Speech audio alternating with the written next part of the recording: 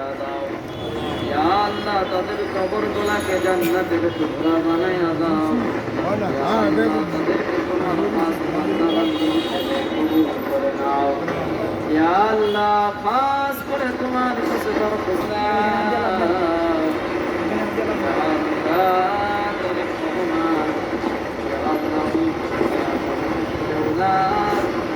ইয়া আল্লাহ হায়াতের মধ্যে বরকত দান করে দাও।